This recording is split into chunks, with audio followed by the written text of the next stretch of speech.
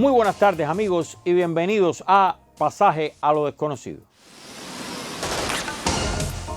En la tarde de hoy, el título de nuestro programa es Especies en Extinción. Y como se dan cuenta, es un tema que puede ser o es muy importante para nosotros, la especie humana también. De eso vamos a estar hablando en la tarde de hoy. Y para acompañarme en esta aventura del conocimiento, tengo el placer de recibir nuevamente en nuestro programa al doctor Alejandro Palmarola, director del proyecto Jardín Botánico Quinta de los Molinos, muy conocido aquí en la capital, y a la vez, déjeme ver si lo digo bien, Asociación Latinoamericana de Botánica, presidente de la Asociación Latinoamericana de Botánica, ¿es así? Ahora, todavía, sí. Bueno, lo es. Este año. Pero sí, lo sí, dije sí, bien, sí. no, yo quiero saber si yo lo dije bien. Sí, lo dijo bien. Lo dije bien, correcto. Muchísimas gracias por estar nuevamente aquí con nosotros. Gracias a usted por la invitación. Este tema, especies en extinción, la primera pregunta que me cae es, cuando estamos hablando de especies en extinción, ¿estamos hablando de animales o de animales y plantas al mismo tiempo o son dos cosas distintas que se miden de manera distinta? ¿Qué se considera una especie en extinción? ¿Cómo se determina? ¿Y qué hay con todo esto? A ver, hay un mecanismo internacional que se llama, es decir, una organización que se llama la Unión Internacional para la Conservación de la Naturaleza. Es la encargada de establecer los criterios por los cuales se mide el riesgo de extinción que tiene una especie, que puede ser ninguno o puede ser mucho. Y esos criterios tienen un nombre. Están especies que tienen riesgo de extinción en peligro crítico, en peligro vulnerable. Entonces, esas son las que están en peligro de extinción. Y luego hay cercanos a estar amenazados, especies casi amenazadas, especies que no tienen amenaza. Entonces, eso se categoriza en función de muchos criterios. Y a nivel internacional se le aprueba de una forma el criterio de posibilidad de extinción de esta especie. Las especies extintas y las extintas en la naturaleza no están amenazadas. Las especies extintas ya no existen y por lo tanto no pueden estar amenazadas de extinguirse. Es una forma de categorizar el riesgo o la posibilidad de que esa especie desaparezca del planeta Tierra. Pero, ¿estamos hablando de animales o de plantas también? Estamos hablando de todos los organismos, plantas, animales, hongos, bacterias, organismos desde los más grandes hasta los más pequeños y los criterios son exactamente los mismos. ¿Se mide igual? Se miden siempre igual. Una planta que las ballenas, por ejemplo. Exacto. Se mide con los mismos criterios. Son unos criterios que permiten utilizarlo para cualquier organismo vivo. ¿Usted puede darnos una idea? ¿Ha participado, tiene alguna experiencia concreta en los criterios para determinar? Sí, de alguna forma llevo 20 años involucrado en el tema de listas rojas. Listas rojas para plantas, que es mi especialidad, donde hay un grupo de expertos en Cuba, que son 50 expertos aproximadamente de 30 y tantas, 34 instituciones actualmente, que se dedican a categorizar todas las plantas de Cuba. También hemos servido de asesoría para la categorización de hongos, para la categorización de algunos animales, que en el país también ha estado ese proceso. Los que más avanzados estamos los botánicos. Tengo que decirle también orgullosamente que realmente la comunidad botánica ha avanzado mucho en el tema de categorizar las especies cubanas según su riesgo de extinción. Yo le iba a preguntar sobre Cuba en estas categorizaciones, pero se aplica el mismo criterio en todos lados. Exactamente, en no todos hay ningún lados. país que tenga un criterio distinto. Hay criterios nacionales, pero no son reconocidos internacionalmente. Es decir, cada país puede establecer sus propios criterios, pero hay una norma que establece cómo categorizarlo a nivel internacional. Entonces, una especie, por ejemplo, una especie que está en Cuba y República Dominicana, para hacer su categoría mundial, tiene que tomar en cuenta las poblaciones que están en Cuba y las poblaciones que están en Dominicana. Si no, no se puede establecer la categoría global, que es la categoría de que esa especie desaparezca del globo terráqueo. Entonces, nosotros no podemos evaluar solamente las poblaciones cubanas. Tenemos que evaluar las poblaciones que están en todos los países donde esa especie existe.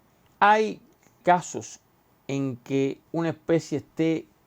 ¿Cuál es la categoría máxima de extinción? La categoría de riesgo mayor es crítico. Especie en peligro crítico de extinción. Y que de pronto, por la acción del hombre, se recupere y pase a otra categoría. O sea, ¿hay cambios de categoría? Sí, por supuesto. ¿Y cuáles son las categorías? A ver, las categorías serían extinto en la naturaleza, que no son categorías de amenaza, son especies que ya se determinó que el último individuo posible que se conocía se extinguió. Y por lo tanto ya no existen en el planeta. Después viene peligro crítico, como la más alta, que es una categoría de amenaza, en peligro vulnerable. Y ahí se acabaron las categorías de amenaza. Y luego viene cercano a la extinción y casi amenazado. Son dos criterios que vienen debajo. Y están las especies no evaluadas, de las cuales no tenemos criterios todavía para decir cuál es su riesgo de extinción. ¿Usted me puede poner un ejemplo de alguna, por ejemplo, de plantas en algunos Por ejemplo, en Cuba hicimos un libro que se llamaba Las 50 plantas más amenazadas de Cuba. De esas 50, 25 mejoraron su estado de conservación. No solo porque hubo proyectos que ayudaron a sembrar las especies, a conservar sus áreas protegidas, sino también, por ejemplo, porque se conoció más de ellas, aparecieron nuevas poblaciones y cuando se reevaluaron, bajó su categoría de amenaza. Ese es el ejemplo que yo le ponía, de que puede cambiar de categoría. Las categorías no están tatuadas en la especie. Nosotros decimos esa frase siempre. La categoría depende de la información existente en el momento. Y podemos categorizarla este año y el año que viene apareció nueva información y volvemos a recategorizarla. Obligatoriamente cada 10 años hay que reevaluar el criterio. Incluso especies que habían estado declaradas como extintas aparecieron, se encontró una población y se hace su evaluación y algunas han pasado a no estar amenazadas. Ese caso de que estaba declarada extinta y apareció una población es porque no se conocía que en algún lugar existían. Exacto, porque hay muchos lugares todavía inexplorados, dos lugares donde se ha explorado poco, sobre todo para especies como las plantas. Es muy difícil que aparezca un tigre nuevo o que aparezca una ballena nueva, porque son individuos muy grandes, porque llaman la atención, porque hay muchos investigadores. Hay grupos de animales que tienen más de un investigador por cada individuo que existe. Pero para las plantas, por ejemplo, para los hongos, hay pocos investigadores en el mundo, pocos exploradores, pocos Humboldt, ¿no? De alguna forma, hoy explorando. Y eso hace que exista todo el tiempo nueva información, nueva evidencia que cambie el criterio de amenaza de una especie. En el caso que usted mencionó de Cuba, de plantas, ¿me puede poner algún ejemplo? Sí, por ejemplo, el símbolo de la conservación en Cuba, de la conservación de plantas en Cuba, es la Microcicas calocoma, la palma corcho, conocida endémica palma corcho, que no es ni palma ni de corcho, pero el nombre común que los pobladores le ponían a la especie es palma corcho. Una especie endémica, primitiva, es una de las especies más primitivas que hay en la flora de Cuba, de las especies de las gimnospermas. Y es endémica de Pinar del Río, de una zona específica, sobre todo en el Valle de Viñales, el Parque Nacional Viñales. Esta especie era una especie, como es una especie evolutivamente muy interesante, se había estudiado mucho y siempre se categorizaba como en peligro crítico de extinción. Hoy sabemos que sus poblaciones no son tan pequeñas. Además, se declaró el Parque Nacional Alejandro de Humboldt. El riesgo de extinción en un parque nacional es mucho inferior que en un lugar donde se proyecta un desarrollo turístico, por ejemplo. Entonces, eso también se evalúa a la hora de evaluar la proyección. Una zona de expansión de una ciudad, si la única población conocida de una especie está en esa zona, por ejemplo, hay una especie de cactus muy conocido, Escobaria cubensis, en Holguín, que está en una zona proyectada de expansión de la ciudad. Si no está declarado un área protegida en el lugar, el riesgo de extinción de esa especie es mayor. Yo digo siempre que si las poblaciones son pequeñas automáticamente y cae una bomba en este lugar o una bomba que puede ser el humano, ¿no? Decide construir una casa sobre los 5 metros cuadrados donde están los únicos individuos que quedan, automáticamente desaparece la especie del planeta Tierra. Aproximadamente, me preguntabas de Cuba, el 50% de la flora de Cuba está en peligro de extinción. No solamente por la acción del humano, que eso también es interesante conocerlo. Las especies de islas siempre están en mayor riesgo de extinción porque tienen poblaciones muy pequeñas. No es lo mismo vivir en el continente, la posibilidad de expansión en el Amazonas es mucho mayor que las posibilidades que pueda tener una especie de expandirse en Viñales. Si es una especie de mogotes, cuando se acaban los mogotes, se acabó su posibilidad de expansión en el terreno. Entonces la posibilidad de que en el Valle de Viñales haya un desarrollo de una ciudad grande es mayor que lo que puede pasar es extinguir el Amazonas. Entonces eso varía mucho el riesgo que pueda tener esa especie de desaparecer. Pero quiero volver un momento atrás.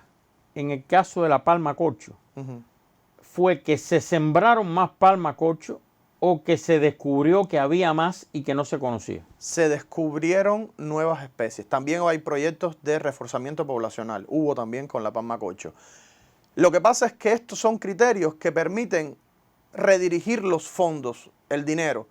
Son criterios para la toma de decisión. No son criterios solamente para hablar de la especie y decir está en peligro de extinción y punto. Sino tenemos 10 pesos, ¿a qué especie se la ponemos? Entonces, eso pasó con la palma corcho. Cuando se hicieron investigaciones, se determinó que no está tan mal y por lo tanto hay otras especies que necesitaban prioridad. Y entonces se asignaron fondos para otras especies porque esta se reproduce bien. Declarando un área protegida ya es fácil de conservar porque ella no tiene problemas de reproducción.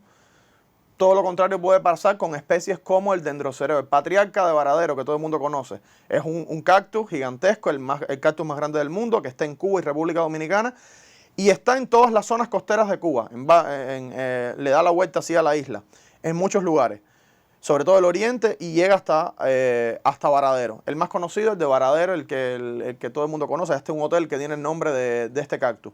Esta especie está en zonas de desarrollo turístico y por lo tanto su riesgo de extinción es alto. Hay algunas áreas protegidas que sí están en la costa que protegen poblaciones grandes de esta especie. Pero esta especie tiene problemas de reproducción.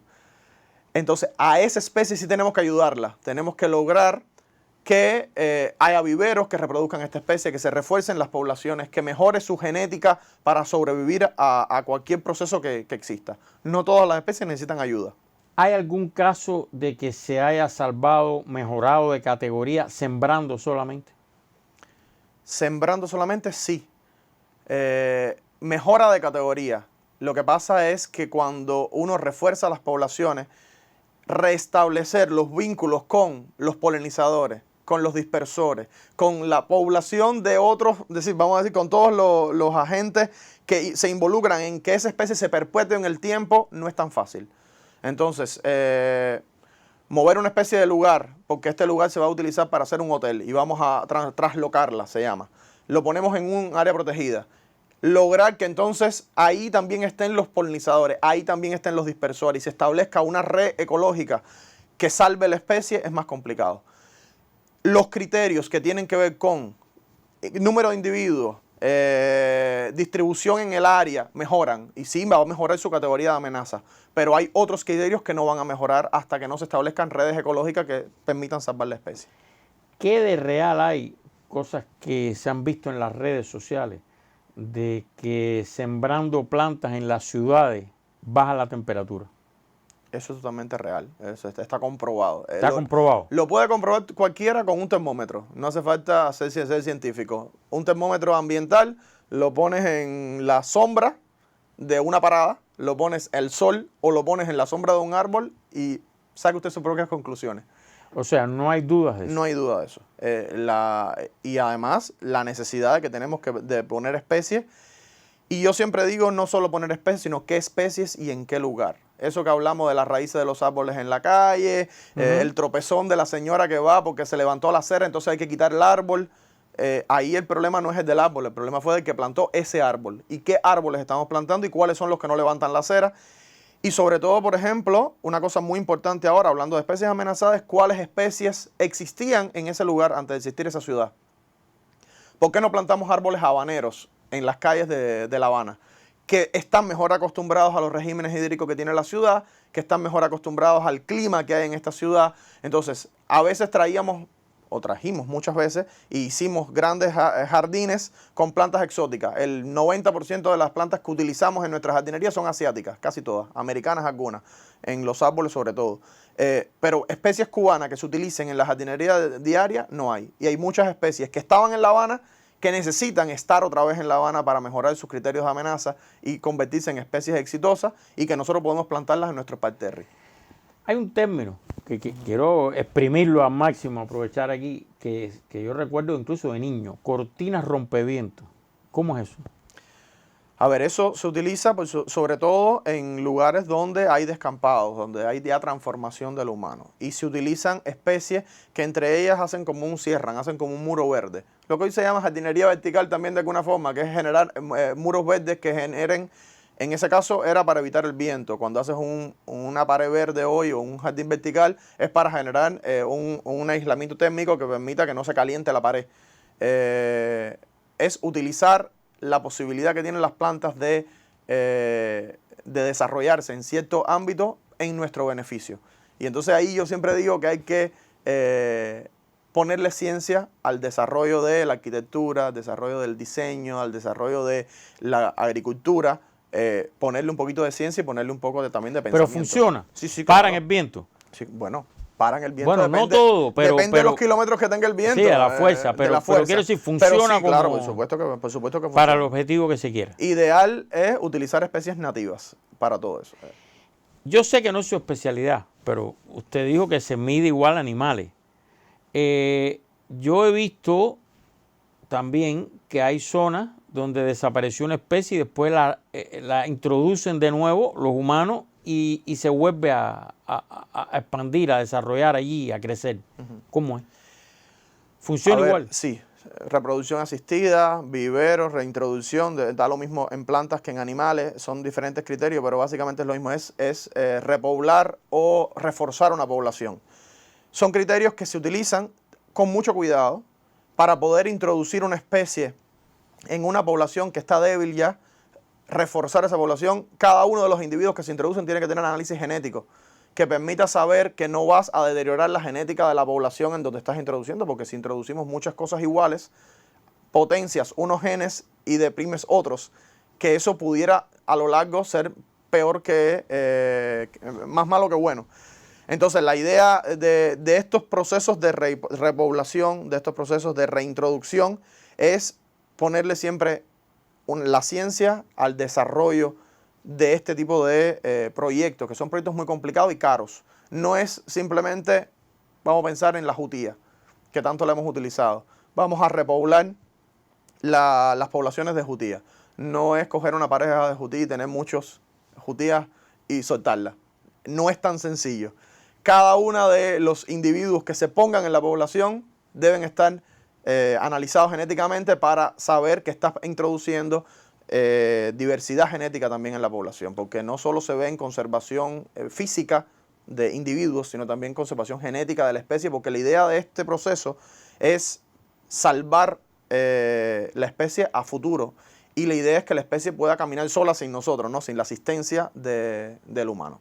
En animales y en plantas, en ambos, hay casos en que, digamos, la especie se extinguió, pero no por la acción depredadora del hombre ni por la acción humana, sino por causas totalmente naturales.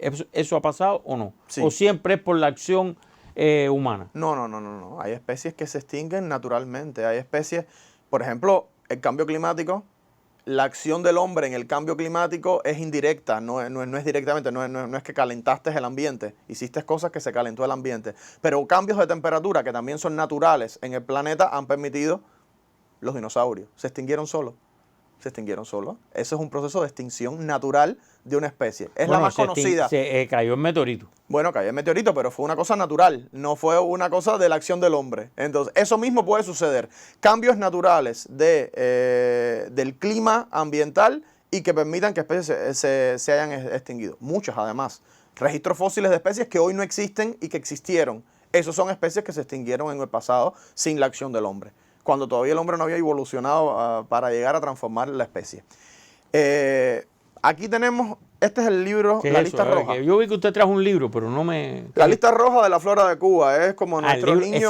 El libro se llama así. Lista Roja de la Flora de Cuba. A ver, enséñalo ahí a cámara, vamos a enseñarlo. La Lista Roja de la Flora de Cuba, por cierto, fue premio de la Academia de Ciencias en el año 2016. Es un libro, trabajo de muchos investigadores, más de 100 investigadores, no solamente de Cuba, que se editó y que decía cómo estaba el 70% de las especies de plantas de Cuba según su riesgo de extinción en este momento, que no quiere decir que hoy todavía esté así.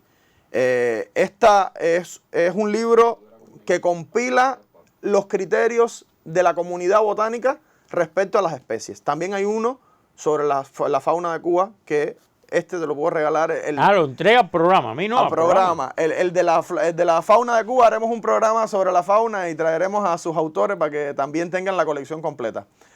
Bueno, coordinación editorial, Alejandro Palmarol y Ernesto Testé.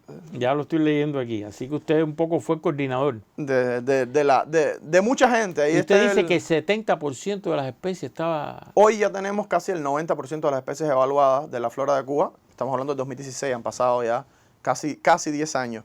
Estamos ahora editando una nueva edición que compila la actualización de estos criterios 10 años después, con las nuevas, con nuevos criterios, con nuevas informaciones, con todas las exploraciones nuevas que se han hecho y que varían muchos de los criterios de amenaza de las especies. Esto ha permitido también aunar al equipo de trabajo de los botánicos del país, que nos hemos sentado en muchos talleres durante muchas horas para poder decir qué especies están más amenazadas, cuáles están menos amenazadas y sobre todo hacia dónde deben estar el foco de la mirada de la ciencia en el futuro. Bueno, primero muchísimas gracias en nombre del programa por el libro. Vamos a compartirlo con todo el que esté interesado y podamos. Creo que es un aporte. El Boletín sobre Conservación de Plantas del Jardín Botánico Nacional de Cuba. Sí, lo editó el Jardín Botánico Nacional en el año 2016. Especial por el 10º aniversario. Muchísimas gracias. Hablando de noticias, hablando de información, yo quiero cerrar el programa compartiendo una noticia que acaba de salir hace poco. Vamos a la pantalla y vamos a ver el titular que dice. Un arca de Noé del futuro. Eso es lo que propone un equipo de científicos de la Universidad de Arizona para, en caso de que ocurra el fin del mundo, poder salvar los materiales genéticos de la Tierra. El proyecto denominado Póliza de Seguro Global Moderna busca proteger semillas, esporas, espermatozoides y óvulos de 6,7 millones de especies.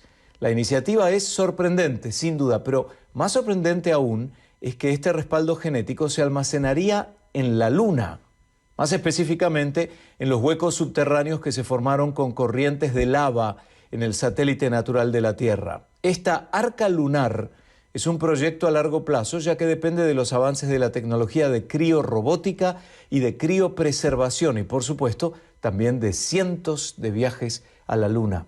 Vamos a hablar con nosotros con el ingeniero Álvaro Díaz Flores Caminero, que es ingeniero aeroespacial y él participa de esta asombrosa iniciativa. Ingeniero, ¿esto es resultado de conversaciones previas que tenían otra característica o siempre fue concebido como para resguardar este material en la Luna? La verdad es que este es un proyecto bastante nuevo que empezamos hace unos pocos meses, aunque es una idea bastante antigua en la comunidad científica. Pero respecto a nuestro laboratorio, se le ocurrió a mi profesor hace unos pocos años. Empezó desarrollando unos robots de exploración para los túneles de lava y hace unos pocos meses empezamos nosotros a hacer un análisis general de qué se necesitaría para poder llevar a cabo el proyecto en sí. Y el objetivo es la preservación de lo biológico que podría ser afectado por un movimiento natural, por un hecho natural que podría destruir todo. Entonces, si vamos atrás en la historia del planeta, eso sucedió con erupciones, con la era glacial, etcétera, etcétera. Pero es que hemos perdido en ese momento muchísimo material biológico que nunca recuperamos, porque de hecho ahora existimos nuevamente, o digamos hay vida nuevamente a pesar de ese hecho natural en la Tierra. Sí, bueno, detrás de cada gran evento siempre ha habido ciertas especies que han sobrevivido y luego han podido multiplicarse, mutar y generar otras nuevas. Pero también es cierto, por ejemplo, con el meteorito que impactó en la Tierra y eliminó a la mayoría de los dinosaurios, ahí hubo una gran pérdida de especies. Luego, por ejemplo, la supererupción del volcán Toba. No soy un experto en biología ni geología ni en preservación de especies, pero me imagino que las especies en el área circundante desaparecerían, y si había algún tipo de especie que fuera específica de esa región, pues evidentemente aparecería. Además esa erupción volcánica generó una pequeña edad de hielo de 1000 años. Entonces especies acostumbradas a vivir en un entorno con temperaturas más altas podrían tener dificultades para sobrevivir. Entonces, sí, Claro, y si pensamos, ingeniero, con respecto a la Luna, ¿no? Este proyecto de la Universidad de Arizona, el objetivo es que que quede preservado para que alguna generación futura pueda acceder, o ustedes contemplan que habrá gente establecida en la Luna y que ellos podrían sobrevivir? Contemplamos las dos opciones. Evidentemente queremos mantener un punto de vista más optimista y que sea una futura generación que acceda a ese material genético y sea capaz de replicarlo en la Tierra. Pero tampoco se descarta que en un futuro haya una pequeña colonia en la Luna, haciendo pues desarrollos científicos y en caso de tener que repoblar la Tierra, que vuelvan con todo ese material genético. ¿Y este material genético se preservaría para poder regenerarlo en el futuro en caso de que haya pérdidas en la Tierra, ¿no? ¿Cuál es la preservación de ese material en esas condiciones en el satélite, en la Luna? Vale, pues actualmente en Noruega, en Svalbard, hay un proyecto similar que conserva algunas especies a unos menos 18 grados y, si no me equivoco, pueden almacenarlas alrededor de 10 años. Bajando las temperaturas a menos 180 para semillas y a menos 196 grados Celsius para animal genético, la idea es que aguanten alrededor de 100 o más años, de ser posible. Y ingeniero, supongo que se elige la Luna porque es el objeto más cercano a la Tierra y lo suficientemente distante como para no verse afectado por algún movimiento, hecho, circunstancia que produzca un desastre natural y que destruya las especies en la Tierra, ¿no?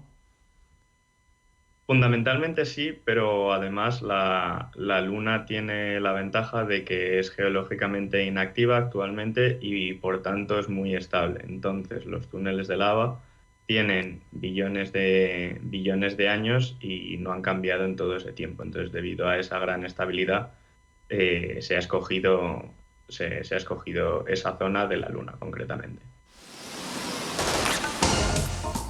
Arca de Noé en la Luna.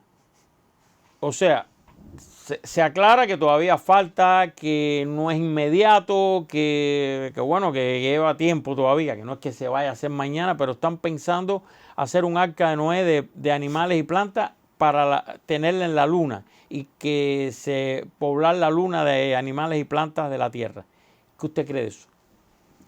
Bueno, la verdad es que a mí preparar el apocalipsis es como poco científico. Nosotros nos basamos en la ciencia, hay que basarse en evidencia. Lo primero es que no pensemos que el arca de Noé, donde había una jirafa macho y una jirafa hembra, donde había una cotorra macho y una cotorra hembra y donde había un árbol o 10 semillas, permitía repoblar otra vez el planeta. Eso no lo vamos a lograr porque además hay que pensar en la diversidad genética. Bueno, pero está el Banco de Noruega que usted analizó aquí. Sí, pero bueno, ahí se hace un muestreo de la diversidad genética de la especie con semillas de muchos árboles de esa misma especie. Entonces, no es que haya dos individuos que se puedan reproducir entre ellos. Estamos hablando de que tiene que haber grandes cantidades de cada uno para poder establecer después poblaciones que sean viables a futuro. Yo creo que todavía estamos muy lejos de tener que hacer eso. Yo creo que tenemos que enfocar nuestro fondo y nuestra mirada y nuestro pensamiento y los esfuerzos de toda la comunidad científica en salvar este planeta. Yo creo que eso es lo más importante. Y salvar las especies que están aquí y las que no podemos salvar, entonces aprender de esas historias de extinciones que nos permitan salvar las que todavía nos quedan. Y no pensar en el apocalipsis y gastar recursos de millonarios en eso cuando podemos gastarlo en todas las especies amenazadas que existen hoy y que necesitan de nuestro concurso de nuestros modestos esfuerzos, como decía el Che. Pero bueno, hay también astrónomos, especialistas que dicen que ese espíritu humano que siempre ha estado de seguir buscando, avanzando, explorando, ¿por qué no poblar Marte y la Luna y crear colonias ahí? Definitivamente somos una especie en expansión. Tenemos ese espíritu colonizador. Yo no creo que sea saludable. Tenemos que tratar de salvar nuestra casa primero, antes de colonizar la casa del vecino. interesante. Mira, daría para un buen debate. ¿Qué usted cree? Sí, por supuesto. Los que están pensando en colonizar Marte y sembrar papa en Marte, como en la película, que el hombre se Hay que salva. preguntarle si siembran papa en la Tierra también. Porque a veces nada más que están pensando en eso, hay que también hacer cosas aquí para salvarnos en este planeta. Interesante como siempre. Le doy gracias por primera vez, no es la última, pero le pido que me acompañe rápido al momento de las interacciones, donde le mostramos cómo interactúan ustedes, los accionistas principales, como cariñosamente les llamamos, con el programa. Primero, nuestro canal de YouTube, ahí lo están viendo en pantalla. Ahí ponemos el programa, usted lo puede ver, recomendárselo a alguien que no vive en Cuba, a otra persona que no lo vio. Hay debates, hay comentarios. De ahí nos vamos rápido a la página de Facebook. Esencial para nosotros. ¿Por qué? Porque desde hoy domingo hasta el próximo sábado, usted puede poner aquí sus opiniones, sus comentarios, sus preguntas. ¿Por qué? Porque terminamos siempre, ¿dónde? En el programa de Radio Rebelde. Los sábados, 12:15 del mediodía y 12:30 durante el verano. Allí nuevamente nuestro invitado o invitada comparece, está con nosotros y responde amablemente las preguntas que le hagan, los comentarios, etc. Así que lo espero ahí. De nuevo. Ahí ya para que se me haga veterano de la radio también. Muchísimas gracias. Entonces, lo espero el sábado 12:30 del mediodía en Radio Rebelde, y también lo espero el domingo para que vea el próximo pasaje a lo desconocido. ¿Cómo no? Si usted bastante que ha visto. Así que muchísimas gracias. Gracias por muchas gracias y muchas gracias por el obsequio. Y amigos, ¿qué me resta? Pues como cada semana, pedirles que ojalá esto sea solo un inicio para que usted busque, lea, escuche, vea de nuevo, analice, profundice, alimente su cerebro. ¿Para qué? Para que, como siempre les pido, al final saque usted sus propias conclusiones. Buenas tardes.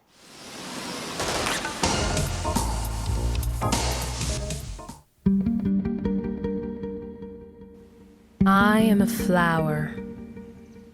Yes, I'm beautiful. I've heard it before, and it never grows old. I'm worshipped for my looks, my scent, my looks. But here's the thing, life starts with me. You see, I feed people. Every fruit comes from me. Every potato, me. Every kernel of corn, me. Every grain of rice, me. Me. I know, but it's true. And sometimes I feed their souls. I am their words when they have none. I say I love you without a sound.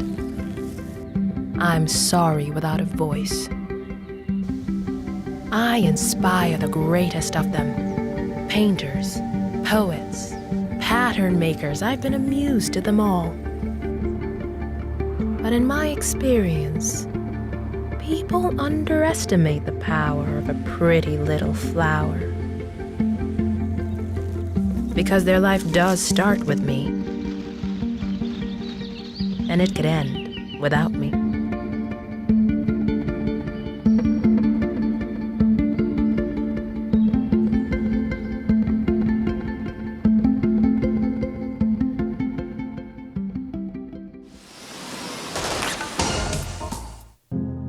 Para poder decir hoy que el delfín rosado se encuentra en peligro, un grupo de científicos tuvo que pasar muchas horas en campo analizando su verdadero estado en la naturaleza.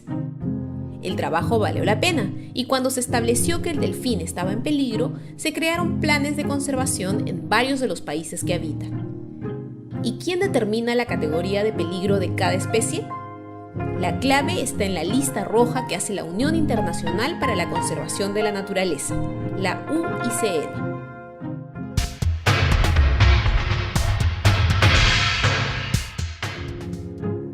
La lista roja es un inventario mundial elaborado por científicos convocados por la Unión Internacional para la Conservación de la Naturaleza. En ella se establece el estado de conservación de distintas especies en todo el planeta y se determina qué plantas y animales están en peligro o no. Por ejemplo, gracias a la lista roja, sabemos que el 41% de los anfibios está amenazado, al igual que el 33% de los corales, el 25% de los mamíferos, el 14% de las aves y el 34% de las coníferas. Esta lista es actualizada por los científicos con información que debe seguir los criterios establecidos por la UICN, es decir, que se presenten pruebas de la reducción de las poblaciones, de su distribución geográfica o del número de individuos adultos que existen. En total son 9 las categorías en las que se puede clasificar a las especies. En primer lugar tenemos la categoría de no evaluado, donde encontramos especies cuyo estado de conservación no se ha determinado, como la alpaca. En la categoría de datos insuficientes encontramos especies que no cuentan con información apropiada sobre su abundancia o distribución, como por ejemplo la langosta de arrecife. En la categoría de preocupación menor se hallan especies con bajo riesgo de extinción, como por ejemplo el arce menor. La categoría casi amenazado reúne especies que estarán en riesgo en un futuro cercano, como el tiburón toro. En la categoría vulnerable se tienen fuertes evidencias de una alta exposición a la desaparición, como la caoba de hoja grande. La siguiente categoría es más grave y se llama en peligro de extinción. En ella encontramos a la tortuga verde. En la categoría peligro crítico de extinción se encuentran especies que enfrentan un altísimo riesgo de desaparecer, como la conocida vaquita marina. En la categoría extinto en estado silvestre se concentran los ejemplares que solo han podido sobrevivir en cautiverio, como el ciervo del padre David. Y la más nefasta de todas es la categoría extinto, que aparece cuando no hay duda razonable de que el último individuo ha muerto, como el murciélago en la isla de Navidad. Las buenas noticias llegan cuando, luego de establecer una categorización, se aplica una estrategia que logra mejorar la situación de una especie. Esto sucedió en el Perú con la pava aliblanca, que pasó de estar en la categoría en peligro crítico a solo en peligro. O lo que sucedió con el rascón de Guam, un ave que se recuperó tras ser declarada extinta en estado silvestre. Es un dragón de Komodo. Es el último ser vivo que se suma a la lista roja de especies en peligro de extinción.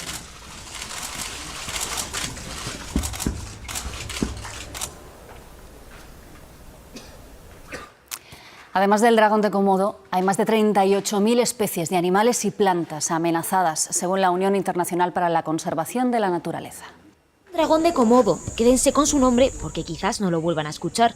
Ha entrado en la lista roja de animales en peligro de extinción. Solo quedan 1.400 ejemplares en Indonesia. Según los expertos, el aumento del nivel del mar será su sentencia. En la lista también se encuentra la estrella girasol o el famoso pangolín. La acción humana es su principal problema. La sobrepesca está acabando con algunas familias de tiburones y rayas. Su carne se comercializa en todo el mundo. El 37% de ellos está en peligro de extinción.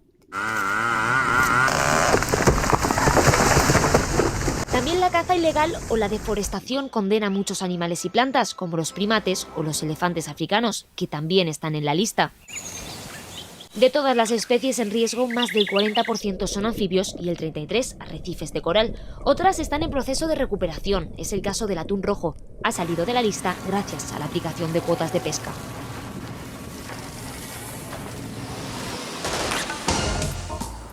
Saltan las alarmas planetarias ahora con mayor intensidad si cabe. Nada menos que 1 millón de especies de animales y plantas se encuentran en peligro de extinción. Algunas desaparecerán casi ya mismo en las próximas décadas.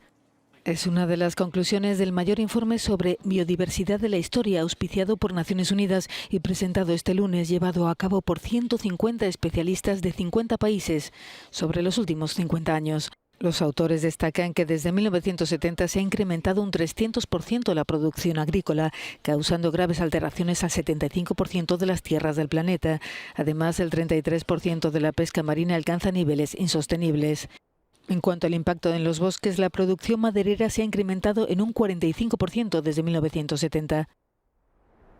Según el estudio, esta situación límite y sin precedentes es responsabilidad de las actividades humanas y de su actual sistema económico y de producción, y de la agricultura y pesca industrial, traducidas en contaminación, destrucción del hábitat y aumento de las emisiones de CO2. La pérdida de biodiversidad y el cambio climático son cuestiones medioambientales, de desarrollo, economía y seguridad, y deben ser tratadas simultáneamente. Esto quiere decir que son temas no solo del dominio de los ministerios de medio ambiente. Los gobiernos necesitan estar mucho más conectados. Incluso los gobiernos de todo el mundo necesitan trabajar juntos. El informe advierte que solo una completa transformación del sistema económico global puede salvar del colapso a los ecosistemas vitales para el futuro de las comunidades humanas en todo el mundo. Si queremos dejar un mundo a nuestros hijos y nietos que no esté destruido por las actividades humanas, debemos actuar ahora. Es crucial que gobiernos y sector privado de todo el mundo escuchen las voces de los pobres. Los especialistas destacan que a pesar de todo no es demasiado tarde para revertir la situación y que esto es cosa de todos. No queremos que la gente se desanime, que piense que no se puede hacer nada, que hemos perdido la batalla. Porque no la hemos perdido y si le damos la oportunidad, la naturaleza reconquistará sus derechos y prevalecerá. Queremos que todos sientan que pueden contribuir.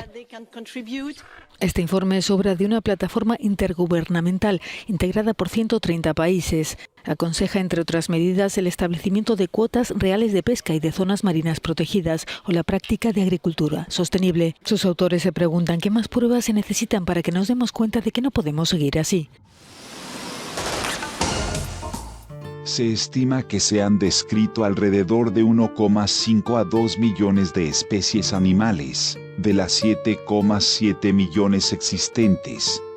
Si bien se sabe que el 99% de todas las especies, incluyendo a plantas, animales y hongos que alguna vez existieron en la Tierra se han extinto, actualmente, en los últimos siglos y décadas, por diversos motivos como la caza indiscriminada, la pérdida y deforestación de los hábitats, entre otros, han generado una disminución significativa en el número de especies importantes para el ecosistema. De esos 7 a 8 millones de especies posiblemente existentes, un 20% se encuentran en estado vulnerable, en peligro o en riesgo crítico de extinción. Algunos de los animales más extraños y otros de los más conocidos caminan en la cuerda floja de la extinción, si no se concientiza y se realizan las medidas adecuadas para preservarlas. Tanto para los organismos con más alcance como también para el individuo común. En este video veremos brevemente a 25 especies seriamente amenazadas, aunque claro está que muchas más no entran en la lista. Rinoceronte negro. Debido a la caza indiscriminada, la especie de rinoceronte negro africano se vio seriamente amenazada, llegando a contar con 5.690 ejemplares en el año 2018. Actualmente se cree que este número aumentó para bien de la especie. Pese a no ser la única especie en riesgo de rinoceronte, fue una de las que más propaganda y concientización tuvo. Tigre de Bengala. Los tigres actualmente ocupan tan solo el 7% de su territorio histórico. Desde el siglo XX al siglo XXI su número descendió a tan solo 3.890 ejemplares. Sin embargo, se estima un repunte optimista de su población para los próximos años. Anguila europea. La anguila europea, o anguila común, alguna vez fue muy frecuente, pero debido a la pesca indiscriminada y a otros motivos, en años recientes su número descendió y se estima que quedan aproximadamente 4.000 ejemplares. Hipopótamo pigmeo, un curioso animal cuya población fue casi extinguida debido a la pérdida de su hábitat, la caza furtiva y a las guerras ocasionales. Su supervivencia está más garantizada en cautividad que en libertad. Se estima que existen alrededor de 3.000 ejemplares. Mono dorado de nariz chata, supervivientes a las condiciones climáticas más adversas y crueles de algunos lugares de China. Los monos dorados se congregan en grupos de varios cientos de individuos. Pero actualmente solo quedan alrededor de 3.000 de ellos. Las causas principales de su número tan reducido es la pérdida de su hábitat y la caza furtiva. Elefante de Sumatra. uno de los elefantes más pequeños del mundo en comparación a los grandes elefantes africanos. El elefante de Sumatra sufrió la reducción del 50% de su población desde 1985, contando con una población actual de entre 2.400 a 2.800 ejemplares. Si continúa la tendencia actual, el elefante de Sumatra podría extinguirse en 30 años. Leopardo de las nieves. La matanza y caza de este felino fue controlada desde hace algunos años, favoreciendo el aumento de su número. Estimando que su número es de aproximadamente 953 a estimaciones optimistas, 5.000 ejemplares en total. Grulla de corona roja. La grulla de Manchuria o grulla de coronilla roja es una esbelta y rara ave, considerada en algunos lugares como símbolo de suerte, fidelidad y longevidad.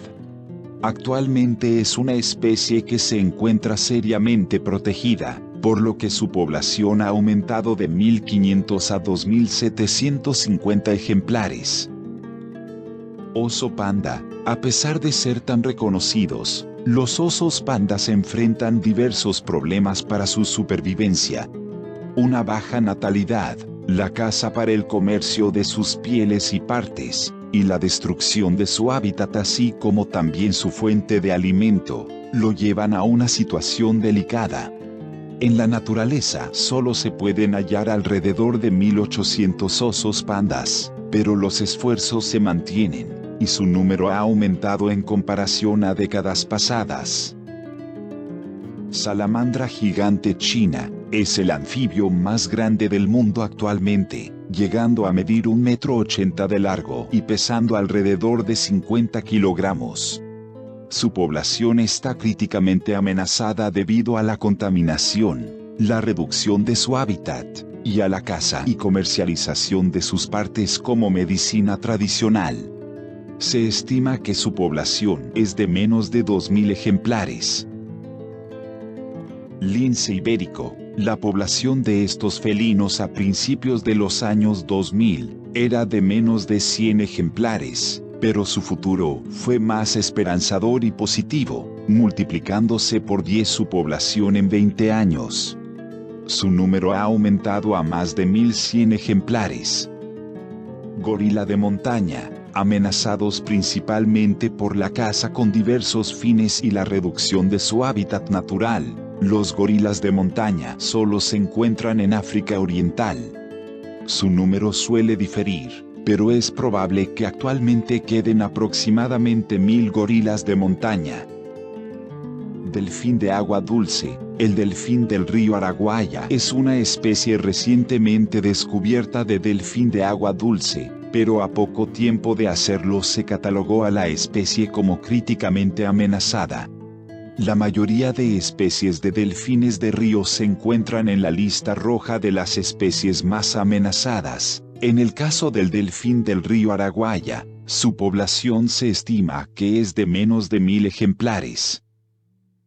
Águila filipina, amenazadas desde hace décadas. Las majestuosas y peculiares águilas filipinas son una de las aves más raras del mundo actualmente. Una de sus principales amenazas son los cazadores que las venden a diversos mercados, pero se ha podido mantener un repunte en su población que es superior a los 800 ejemplares. Tortuga carey. A causa de las prácticas humanas de pesca, esta especie se vio seriamente amenazada y se la catalogó como especie en peligro crítico de extinción.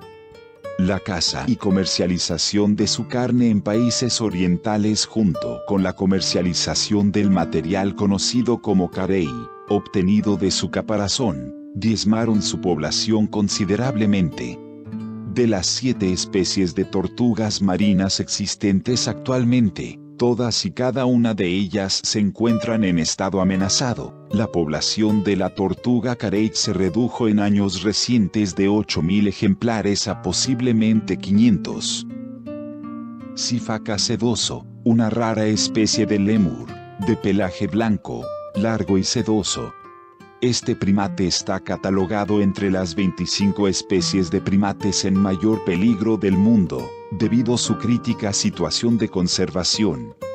Se estima que existen alrededor de 100 a 1000 ejemplares, ninguno en estado de cautividad, y se piensa que de ese número aproximadamente 250 serían adultos. Entre las principales causas de la reducción de su número está la pérdida y el deterioro de su hábitat, así como la caza ilegal. Tigre de Sumatra. Todas las subespecies de tigres se encuentran amenazadas. El tigre de Sumatra es una de las subespecies que más lo está, teniendo una considerable reducción de su hábitat natural, y la caza han llevado a esta subespecie única a contar con un número tan bajo de entre 200 a 500 tigres en estado salvaje. Gavial indio, la única especie del género Gavialis, encontrándose en una situación crítica, principalmente debido a la pesca excesiva de los peces pequeños que componen su alimentación. Poco a poco se quedan sin alimento y su población se reduce. Se estima que en el mundo solo hay entre 200 a 235 gaviales. Ajolote, uno de los anfibios más curiosos del mundo y simbólico de México. El ajolote posee poblaciones muy pequeñas en la naturaleza, las cuales se suelen fragmentar demasiado debido a la pérdida y destrucción de su hábitat natural, principalmente por la contaminación de las aguas, y por otros factores como las especies introducidas que compiten o depredan al ajolote. Asimismo, el comercio de esta especie como mascota ha diezmado su población. Su población hace aproximadamente una década era de alrededor de 1000 a 2000 ejemplares. Actualmente su número es algo incierto, pero podría ser de aproximadamente 100 ajolotes en su ambiente natural. Tortuga angonoca. La tortuga de Madagascar, o angonoca, está seriamente amenazada por diversos motivos, los cuales son la pérdida de su hábitat natural, la deforestación, los incendios, la expansión de territorios agrícolas y el comercio ilegal de mascotas exóticas. Este último ha aumentado, llegando a ocurrir sucesos como robos de centenares de tortugas angonocas en centros de cría en cautiverio. Debido a tantas complicaciones, se estima que en total en todo el mundo habrá aproximadamente 400 tortugas angonocas, en estado salvaje menos de 100, y si la tendencia continúa, la especie podría extinguirse en menos de 10 a 15 años. Leopardo de Amur. El leopardo de Amur es una especie elusiva, poco frecuente de ver por ser extremadamente raro actualmente, encontrándose al borde de la extinción total.